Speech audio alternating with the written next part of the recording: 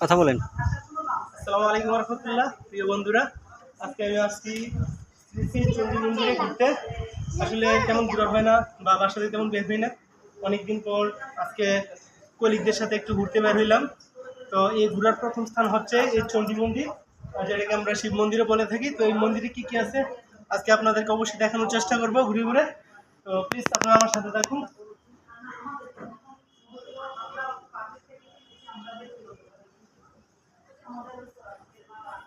এখান থেকে দেখা যাচ্ছে যে এই মন্দিরে একটা মূর্তি আছে।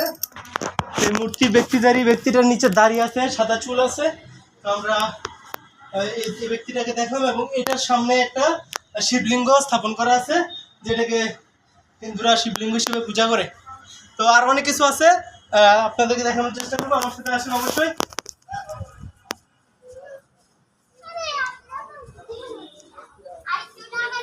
আসলে আর আছে বলতে নিচের দিকে যাওয়ার রাস্তা আছে আর কি। আর এই দিক থেকে এদিকে একটু জায়গা আছে, যদি কাপড় বা ঘুরতে আসে তাহলে এই জায়গাগুলোতে একটু বসে একসাথে কথা বলে, ছবি তুলে, মিষ্টি মিষ্টি কথা বলে। এই হলো আমাদের এই যে ঘুরতে আসার জায়গাটা, সেটাকে শ্রী মন্দির বা শিব মন্দিরও বলে। আরেকটা দিকে আসেন, আরেকটা।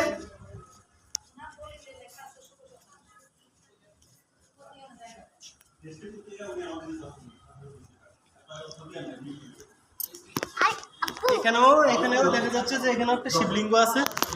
আসলে এই ধরনের মন্দিরে তো আমরা সাধারণত আসি না। তো আপনাদেরকে দেখানোর চেষ্টা করবো। দেখুন কি সুন্দর একটা শিবলিঙ্গ এখানে স্থাপন করা আছে। আর এটাকে বলা হয় শ্রী শ্রী শিব মন্দির, কারণ এখানে শিবলিঙ্গ স্থাপন করা আছে। আসলে এটাকে হিন্দুরা এই যে মহাদেব আছে, মহাদেবের একটা প্রতীক হিসেবে মনে করে। এটুকুই।